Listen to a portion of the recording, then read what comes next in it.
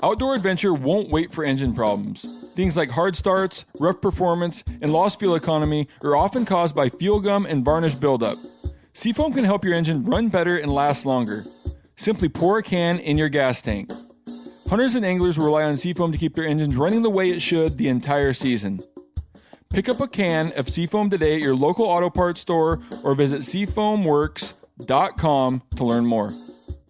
There's nothing like snook hook sets at dawn or catching a tarpon in the moonlight.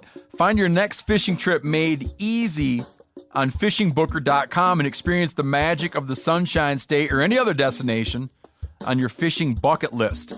Book a blue water adventure in search of sailfish or go snapper fishing with the kids. With over 6,000 captains and trips to choose from, planning your next one just got a whole lot easier. Download the Fishing Booker app on the Google Play or App Store or visit them online at fishingbooker.com to book your trip today. Hey guys, turkey season is in full swing right now, and if you are planning on getting after it, make sure to pick up some Meat Eater Phelps turkey calls to stuff into the old turkey vest or into your fanny pack right now. I carry a few different things. I like to use mouth calls, and I like to use pot calls. Mouth calls or diaphragms, I like them because it gives you hand-free calling, meaning when you're working a bird up close, you can have your gun on your knee, finger on the trigger, ready to roll, and still be making turkey sounds. I like pot calls because I just like pot calls. I enjoy calling with a pot call. Whatever direction you go, including a box call, which I don't personally use too much, but they're fun and great, and I started out with them. Yanni, on the other hand, one of my main turkey hunting buddies, he loves box calls. And what's funny is I'll now and then look to him and give him the look that means get out your box call and find us a turkey. So it's not that I don't like him. I just have Yanni use his. Then I don't have to carry it. Go to Phelps Game Calls. Get calls that are made in the USA and get calls that'll get them close. Find yours at phelpsgamecalls.com today.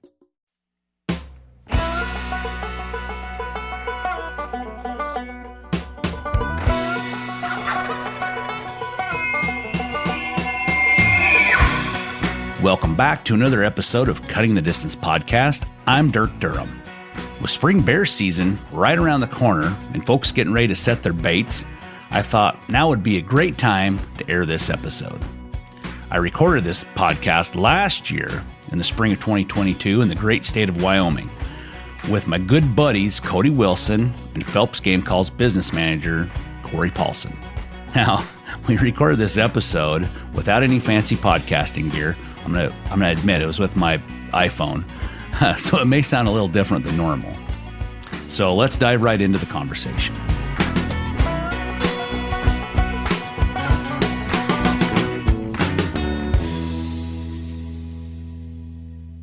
All right, we're back with another episode of Cutting the Distance podcast. This week, I'm the host, Dirk Durham, and I've got a couple cool cats here. We're in the crazy Wyoming backcountry. We're in a little camper out here, nice and cozy, sitting around a camper table. And on the left, I got Corey Paulsen, who is the business manager at Phelps Game Calls. And on my right, we got Whiskey Wilson. We got our good buddy Cody Wilson.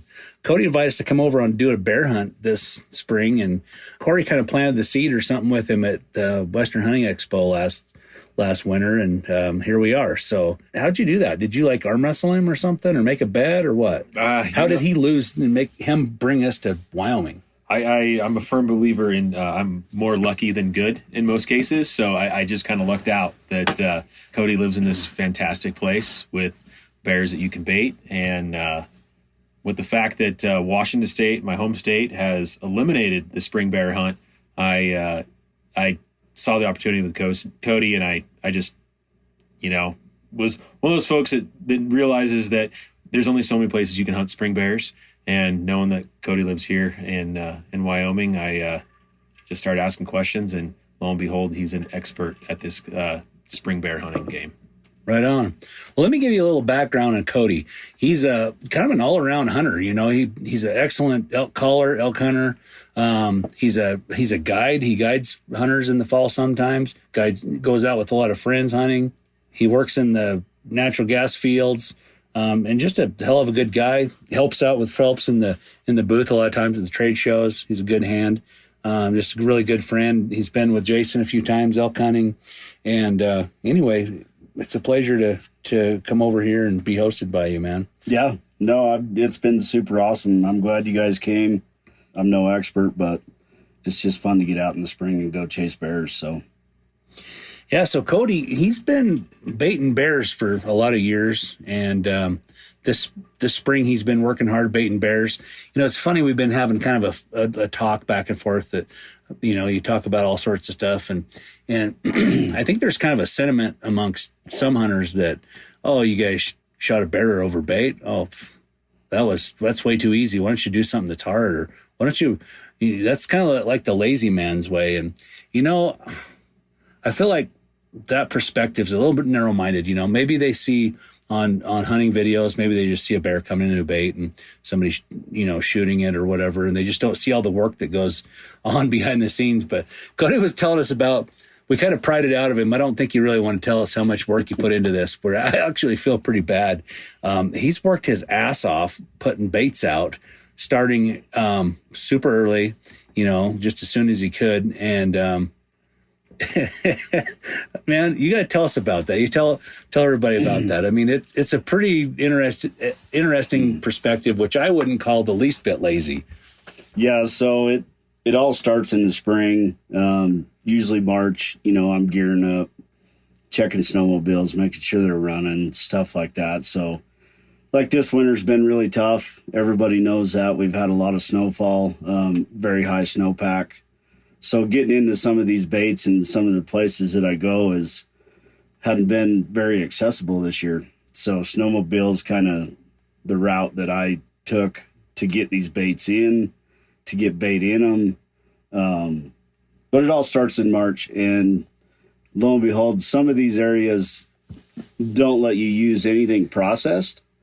So your only real route of baiting bears is either dead calves from ranchers or cows or horses, stuff like that. You can't use wild game, so all that stuff's out. So really you just got to have beef is mostly what it is, or horses or stuff like that. You can use beavers, stuff like that, but I can't go pick up dead antelope or deer or any of that. But now, a lot of people back home where I'm from, they'll raid the bread store. They'll get a lot of out of date bread, candy, etc., and lots of dog food or whatever. But yep. Your buddy Dan was saying that his bears are picky on his bait. They don't like dog food. They won't eat it. Yeah. So his bait's over on the other side of the mountains, where you can use processed food. And yeah, his bears in the past at least 5 years, we've tried some dog food, stuff like that, but they just don't like it. Like they'll leave it alone for weeks if we don't change it. So we ran into that. So yeah, even dog food's considered a processed food. Yep. Wow. That's crazy. It's every state's so weird. They have their own little set of rules and all these little nuanced things that you can and can't do. Like in Idaho, you can pile bait right on the ground, or in a barrel. And if you use a barrel, it has to be a steel barrel. But here you can use a plastic barrel. Yeah, you can use any kind of barrel. It just can't be over 55 gallons. And anything that you throw in, any bait that you're going to use has to be in the barrel. It can't be on the ground. Yeah. So back to riding your snowmobile in, he was telling us he's going out there after work in the dark, whatever, whenever he's got the time to get, to rebait. And he's got these he's got these frozen frickin' calves. He's got them stockpiled at his house. And so ranchers, they have these calves that don't make it. They die. So he goes over and grabs them, and he's been stacking them up at his place there. And, in Wyoming, it's cold and frozen and whatever. But as time goes by and things thaw out, he's running these calves in, whenever he can to get them into the bait barrel.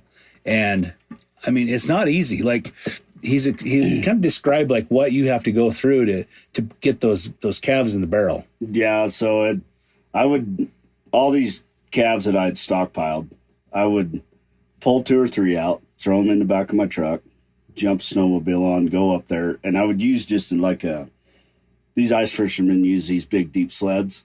So I would take one of them and I would just tie it onto the back of my sled on the bumper, and I'd throw 2 or 3 calves in, and I'd take off up the mountain. Well, yeah, when you say sled, you mean snowmobile.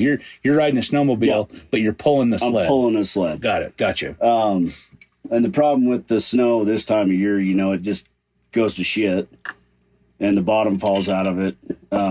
It's hard on top, but once the sun hits it, like as soon as you break through, it's just like sugar, and it's just a wreck. Just real rotten. Yeah, it's just terrible. Yeah. So running calves in there, you'd get in a hairy spot and give her a little too much throttle, and lo and behold, the sled's sideways, and the sled you're pulling is tipped over upside down, and now you got to go back and reload 3 calves that are not very pleasant to handle. So I don't know how many times I dump calves out of the sled I'm pulling and then have to go back and pull them back up to the sled and throw them back in. Yeah, it's just a chore. Yeah, that doesn't sound easy at all. So that's early in the season. Now, as time goes by, things are warming up. Springtime is sprung. Yeah. And your calves, you said you'd grab a hold of a leg, and sometimes things are starting to get tenderized. They don't stay together real good. Yeah, no, you grab a hold of a calf leg to pull it back up to the sled or whatever, and it just strip all the hide right off of it, so it's nothing but bare skin. They get kind of nasty. Doesn't sound like that kind of baiting's for the faint of heart. So, yeah, it's funny, people. I think a lot of times just on social and on videos, they see all the reward. They see the bears come in, see somebody take one, but man, it's a lot of work. Just getting the bait up there, and then now like keeping bears on it. So, bears have other things on their mind. They have other food to eat, whether it's green grass or whatever. They've got mating on their mind. Maybe they find a girlfriend. They smell a hot sow and they take off and never to be seen again. So, the bears just don't live right there on the bait, living hand to mouth like they're on some kind of welfare check or something. They kind of come and go, and sometimes you get one that'll be consistent, or especially big bears. It seems like big bears are not consistently just living on a bait. Yeah. It's kind of hard to catch those in the daylight hours. Is that kind of what you found? Yeah, for sure. Breeding season's going on in the spring. So, bears are not just eating all the time or hanging out at a bait. They'll go off, find a sow, try and breed her. But like big bears, if they do hang out on a bait, usually they're pretty seasoned and smart. I mean, they got big for a reason. And a lot of them bears will be nocturnal feeders. Like you'll see them once or twice on camera during the day, but you go to hunt them bears and they don't show up till after dark. Yeah. Yeah. I hear that sentiment from a lot of guys that are putting bait out, and a lot of younger bears, you might catch them in the daytime, but we've been here for, what is this, day 5? Yeah. We've been doing this for 5 days, and we've only caught one bear on the bait. Corey, he was, blessed to shoot a really nice bear, but it's not easy. I mean, you don't just sit there and watch the bears eat like it's Jellystone National Park and bears eating garbage or something. Yeah. I mean, these bears are smart, they have other things to eat besides this. And, also you got to let it right now. We've got calves dropping, calf elk dropping, mule deer fawns will be dropping anytime too. So, they have some other things that they're probably a lot more appetizing than an old nasty, calf that died a couple months ago. Yeah. They're probably looking at that fresh food and thinking, yeah, that's probably a better option. So yeah. It's not a slam dunk by any means. No. Do you think? No, it's not. There's a lot of videos out. People watch stuff on YouTube where it's all kill shots or, it can be a little deceiving, if you're trying to do this stuff on your own, because what they're showing you on YouTube is usually a highly populated bear area like Alaska or Canada, hunts like that. But in the States, I mean, there's a lot of country out there, a lot of real estate, and the bears are spread out. We don't have the bear population that they do in Canada or Alaska.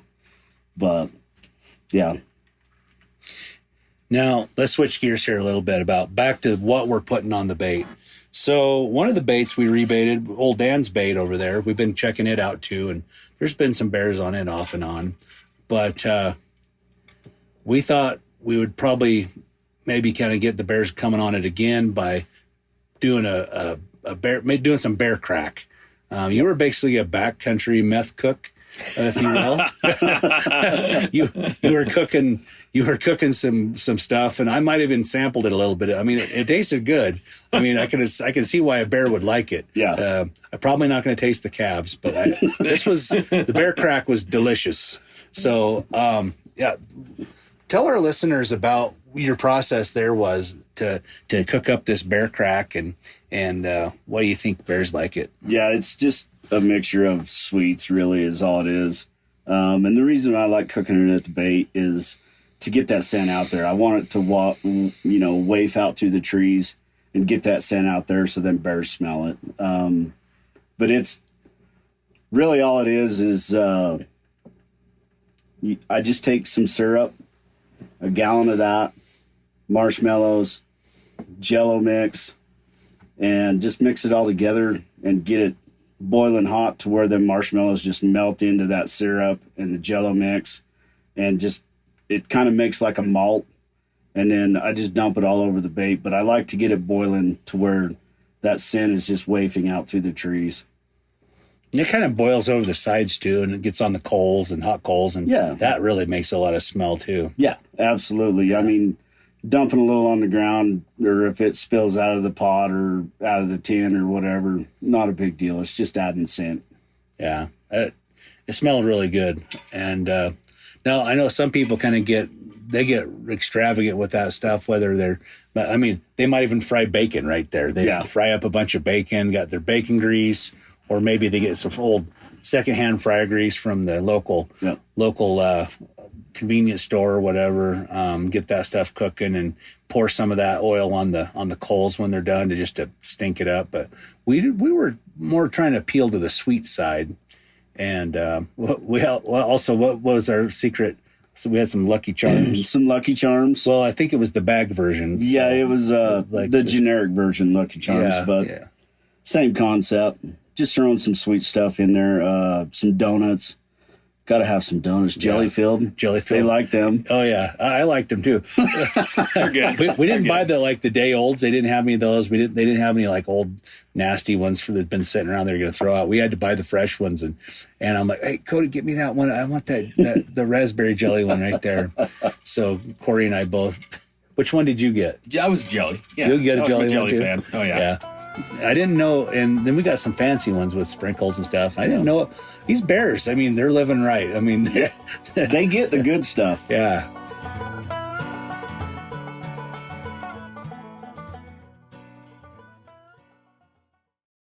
We've all seen plenty of gadgets and fads come and go, but here's one product that stood the test of time: Seafoam Motor Treatment. Lots of hunters and anglers know that Seafoam helps engines run better and last longer. It's really simple. When you pour it in your gas tank, Seafoam cleans harmful fuel deposits that cause engine problems. I'm talking common stuff like hard starts, rough engine performance, or lost fuel economy. Seafoam is an easy way to prevent or overcome these problems. Just pour a can in your gas tank and let it clean your fuel system. You probably know someone who has used a can of Seafoam to get their truck or boat going again. People everywhere rely on Seafoam to keep their trucks, boats, and small engines running the way that they should the entire season. Help your engine run better and last longer. Pick up a can of Seafoam today at your local auto parts store or visit seafoamworks.com to learn more.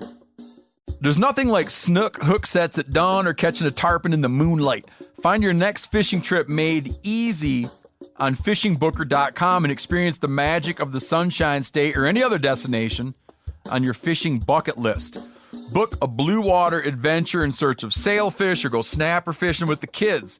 With over 6,000 captains and trips to choose from, planning your next one just got a whole lot easier.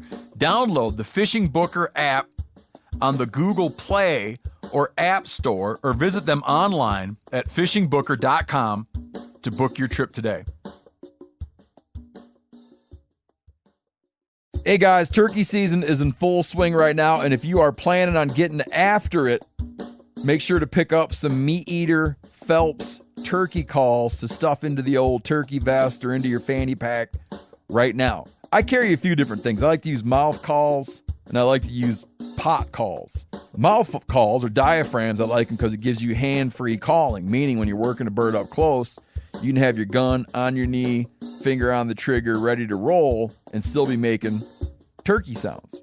I like pot calls. I just like pot calls. I enjoy calling with a pot call. Whatever direction you go, including a box call, which I don't personally use too much, but they're fun and great, and I started out with them. Yanni, on the other hand, one of my main turkey hunting buddies, he loves box calls. And what's funny is I'll now and then look to him and give him the look that means get out your box call and find us a turkey. So it's not that I don't like them. I just have Yanni use his. Then I don't have to carry it. Go to Phelps Game Calls. Get calls that are made in the USA and get calls that'll get them close. Find yours at phelpsgamecalls.com today.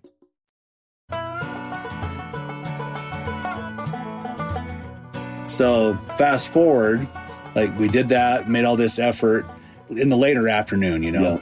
So then we went down to the truck, took one. So we would always enter the bait area a certain way, and then the area you want to set up to stand and kind of watch from, we enter it from a different way. Tell us about that. Why do you do that? Yeah, so the big thing is there, wherever I'm going to sit and hunt the bait from, I don't want my scent going from where I'm hunting from to the bait. Now, I bait it a certain way, and I bait it that way the same time every time. So every time I'm going to the barrel, I go in that way. Just so they know that, all right, I'm coming from here every time. And now when I hunt it from the opposite direction where the wind's good, and I never walk from where I hunt it to the barrel. Yeah, that way they don't connect the dots, you know. Exactly. And bears are smart. They're very intelligent. They can live 20 plus years. Yeah.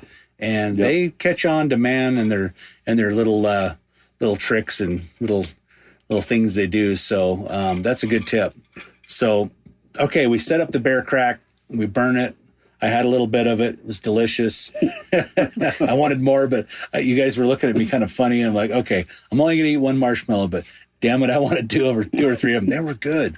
It was super good. So anyway, we let the fire burn out. We poured out all the crack, walked back down to the truck, hung out the truck, shot the breeze for a while, for a couple hours. And it's like, okay, now the winds have stabilized. So we'll sneak in that back door that way there and go set up and kind of watch the bait. And what happened? I mean, rain. I mean, we've had so much rain this week. Wyoming is rainy and wet. I mean, there's water running everywhere. The creeks are like bulging at their seams. Pretty uncommon for what you guys normally see. Yeah, typically, I mean, this time of year, you know, we don't have water running down the trails you're hiking in. It's been just a hell of a winter, and this spring, I mean, hell, you guys have seen it. Oh, yeah. The rain has been every day. Yeah. Like we haven't had a day that there's not been rain. Yeah, and a lot of it. So, yeah, and like you said, that you're walking up a trail, and it looks literally like a creek. Yeah, it is a creek. It's a creek. Just running down the trail. It's crazy. So that should be for some good horn growth this year, and, you know. Yeah, it'll definitely help this summer. Help all those animals that had a tough winter this last winter to maybe get back on their feet. But anyway, so we set up there in the rain, watched till dark, didn't see jack squat. So, you know, you would think like, oh yeah, you know, this should be a slam dunk. Bears from miles away will be coming over here to eat these donuts, but it's not really the case. You know, they didn't find it right away, or maybe it's just too close to the time that, you know, too close to dark that we did that little burn, because Maybe there was a bear close by and he just watched. I think bears kind of sit back and kind of watch what we do sometimes. Yep. Corey, tell us about your hunt and the bear you shot and how it all kind of played out as far as like Cody checking the bait and then how soon the bear came in. Yeah. Well, as far as the bait goes, it was pretty impressive. We came in and Cody hiked in a fresh quarter from beef cow. A front shoulder. Correct. Which Correct. weighed how much? I mean, it was probably over 100 pounds. Cody, 150 pounds. I mean, it was a lot. Off a bull that was 7 or 8 years old, so it was not light. That seems pretty easy. Yeah. Bone in. Yeah. Not. We're going to check the slam dunk box again. Yeah, right? it's just it's the lazy man's way to hunt bears. All right, Exactly. get that straight. Donuts and front quarters of moo cows. Yeah. Right. So he had that freshened up. One of the things that Cody kind of pointed out to us was these holes that the bears can access that bait. Over time they can kind of get hollowed out a little bit. So having a bigger quarter like that, it makes it a little harder. They're going to stick around a little longer. So It's kind of wedged in there. Yeah, and you can see that. It's conventional thought. You would think a bear. They're these massive animals. They can do all sorts of damage and get whatever they want. But it does cause that problem. And ideally, we're trying to get that bear to stay around. So Cody had that set up. We were able to also stuff some sticks in that hole, so you can if something came around, you can get from a distance. We can get about 150 yards from that bait ish. Yeah, we just sit back at 150, just throw the binos up, look at the bait, and if them sticks are all pulled out of where he's eating from, I mean, it's been hit. So, and that was exactly the case. So we the morning that we went in, kind of mid morning, we haven't been hunting these bears bright and early. That's just not their operating. Cody's been able to observe and use some trail cameras to get a lot of information. So we're using that information for this hunt, and based off that, if you see that bait has been freshly hit, knowing that we had put that in there, then that bear more than likely is hanging around. And so so Cody and I took a quick run in, no packs or anything, just our rifles, just my rifle. And I got all set up, nice comfortable shot. And he's like, hey, I'm going to go go back to the truck. We'll get Dirk. And you'll be ready in case a bear comes in. I would say, 5 minutes or less, then after Cody had left me, I saw the bear, coming in from the right side in this opening, towards the bait, and just observed him, I knew I had plenty of time. You get excited because that's just normal. We're human. That's what we love about hunting is getting excited. So that bear went right to the bait. And then there's a nice down log, and I was able to, just watch him through my scope, and he was walking on the log kind of towards me. Didn't go right to the bait. Didn't go to that quarter that had already been hanging out that he'd been chewing on. And I realized, he was probably going to step up that log. So I was ready for the shot, and mentally, you always think, where am I going to aim, right? And that was my thought process. And we talk about it quite a bit because, it's bears are a little different. You want to have a different thought process. Their lungs are in a different spot than an elk, because we're all hardcore elk hunters. So we always compare things to where you'd aim for an elk. So their lungs are a little further back. So we've talked, kind of like middle. And then we've also talked, maybe about, a hand, the size of your hand behind the shoulder, a couple different thought processes there. But that was my thought process was middle. And, as he came off that log, I squeezed off the shot, and it felt like a really good shot. I had a really good rest. I'm shooting a 300 mag, so obviously plenty rifle for a bear. They don't need a whole lot. Obviously I could tell that he had been hit, didn't know exactly where, but everything felt good at that time. Yeah. Now, when you guys first got there, did you go over the bait at all? No. Okay. We walked to my blind, and then I just threw my binos up, and I was like, yeah, it's been hit, Okay. But that bear came from the right, so probably from uphill above the bait. Yeah. And that bear's been on the camera, and I had him on the camera at noon. So I I knew that the time of day it was when we got there and it was freshly hit, like I highly suspected that bear was still there somewhere. He's close. Right. I think they kind of fill their belly and then go and bed down close and maybe even bed to where they can watch that bait in case another bear comes in. They want to chase them off. Like if a little bear comes in, they could chase them off or whatever, kind of defend. Yep.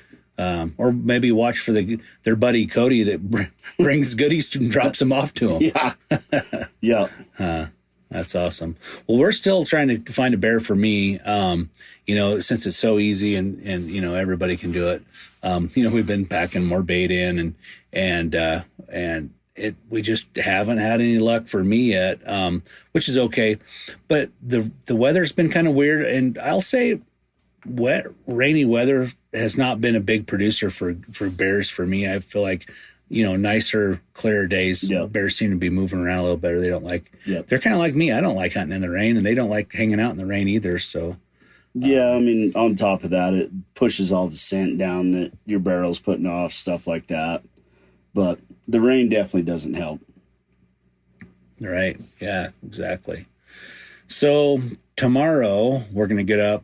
We're going to go check Cody's bait, the one that's got the beef in it. We're going to go check and see if the bears have been back. We checked it this morning. We hadn't seen any more sign there from after Corey got his bear. We put our scent all over there and when we were getting Corey's bear out of there. We'll go check it and see if any more bears have gotten in there. We rebaited it. And then we're going to go back over to the other side of the mountain where Dan's bait is. And we're going to check it again. We're going to do another some more meth cooking, crack cooking, whatever you want to call it, backcountry crack. We're going to cook some more of that. Maybe pick up some more donuts and Lucky Charms and bait that sucker again. See if we can get another bear to come back in when we're there. It was hit, so we walked in tonight and sat it, and there'd been a bear there. Same type of deal. I shoved a bunch of sticks in the barrel, so they got to pull all them sticks out to get to the feed. A 6-inch hole in the barrel, whatever. I just fill it full of sticks, and then when we walk up to hunt it, I can just glass and look at the barrel and be like, oh yeah, it's been hit. So there's been a bear there. We didn't go the barrel tonight because we knew it had the bear crack on it, full of feed. Like, let's just go hunt it. Yep. Yeah. So sometime between when we watched that bait the last time and then tonight, that bear hit it. So we'll try to begin tomorrow and kind of see how it goes and see what happens. So as far as a recap, I think, I get this sentiment from a lot of, successful bear baiter type hunter guys that it's not super easy. It's definitely not the lazy man's way. You got to put a lot of time and effort into baiting your bears because,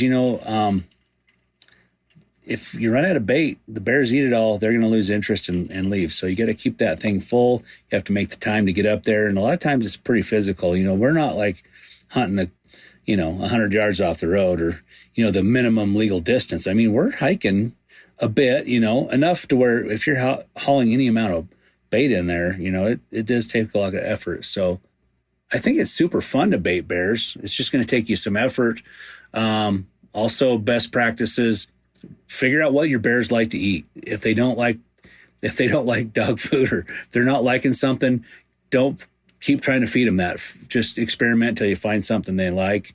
Be consistent. Make sure you keep the bait full, and then be secretive too. Like don't go direct from the bait over to where you're going to sit and watch. Back out the same way you came in to the bait, and then use a different approach to where you're going to watch from. Because bears are smart. They'll pattern you, just like whitetails or elk or anything. I mean, they're animals. They're smart. They figure us out pretty easy. So, any other closing thoughts that you could put in to capstone this off, bud? Yeah. Go do it if you've got the opportunity and you can bait bears wherever you're at. Springtime, super fun to get out, especially after a long winter. everybody wants to get out, cabin fever. It's like, I want to go do something. But yeah, it's super fun. Like Dirk said, them bears are super smart. So, use some of them tips and tactics. And I've had bears, like, big part of the reason I don't bait it the same way and hunt it the same way is because, I've baited baits and walked out, and I've had bears literally follow my tracks all the way back to the road. So they're looking, they smell you, they know you're there, and they're tracking you back to see where you go. Yeah. Yeah, they're trying to figure you out, you know? Exactly. Yeah, they're curious. Yep. How about you, Corey? What's your thoughts on how things went this week and baiting bears in general? I think it's a really useful tool. I think all of us, we just love to hunt, but also we want to get a nice quality animal. I think hunting over bait gives you that opportunity. You can see and observe those animals. The interesting thing, when I was on this hunt specifically, I was able to kind of watch this bear through my scope, and he had a little white patch on him, which Cody hadn't even seen yet on his observing. So at least with that bait there, I was able to see some little tidbits of things that weren't already known. So the bait was allowing that animal to stay around, but overall, that's just kind of my thought process. But I say also, having good friends along. The days kind of get long. You're sitting for a long time, having people that have really like-minded attitude. They're hardworking. Able to kind of pick up your spirits and just kind of pull you through. When some of these sits aren't fruitful, because you just never know when it can switch. And it happened real quick for us. And so having good folks along is a big part of that too. So we really appreciate everything Cody has done for us, and it's been pretty awesome. And learning all his tactics too, it's just really eye-opening and learning that process as well. Yeah, I agree. We've had just the best time at bear camp. It's not one of those where you have to get up at like 3:00 in the morning and, hike all day. And I can see why some people maybe poo-poo on baiting bears. They're like, well, guys, you guys aren't you're not roughing it. You guys are staying at a camper. You're not backpacked in. You're not hiking miles and miles and miles every day. And that's another way to do it. And that's a freaking fun way to do it too. This is just a little different way. But man, we've had the best time. We've laughed. We had so many laughs and good conversations. We've had good food.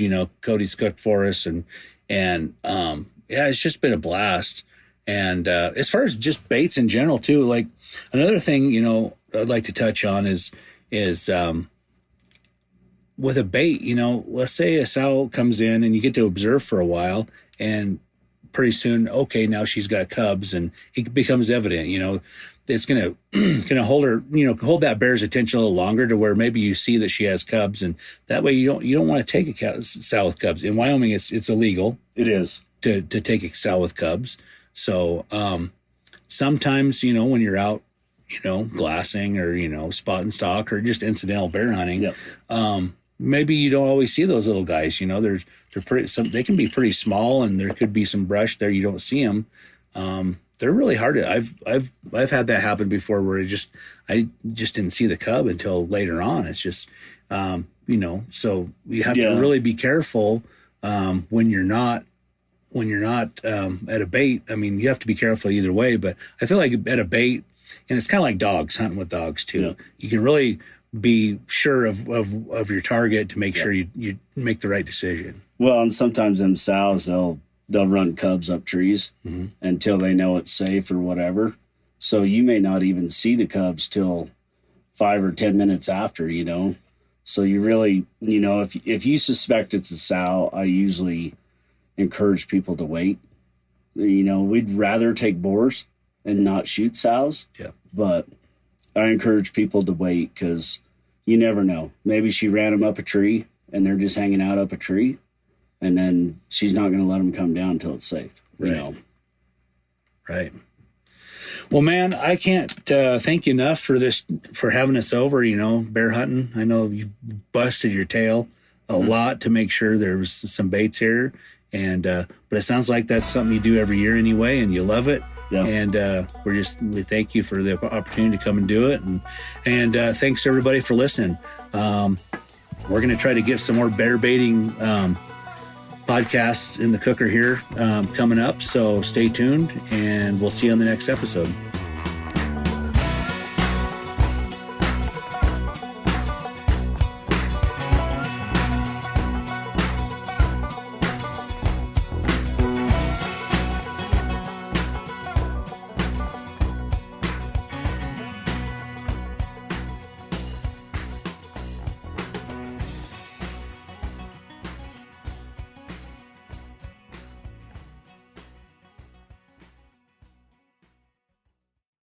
Outdoor adventure won't wait for engine problems.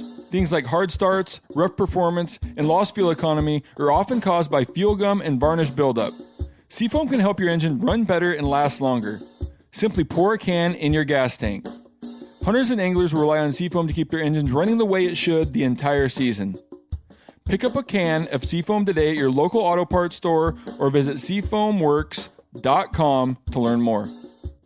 Hey guys, turkey season is in full swing right now, and if you are planning on getting after it, make sure to pick up some Meat Eater Phelps turkey calls to stuff into the old turkey vest or into your fanny pack right now. I carry a few different things. I like to use mouth calls, and I like to use pot calls. Mouth calls or diaphragms, I like them because it gives you hand-free calling, meaning when you're working a bird up close, you can have your gun on your knee, finger on the trigger, ready to roll, and still be making turkey sounds.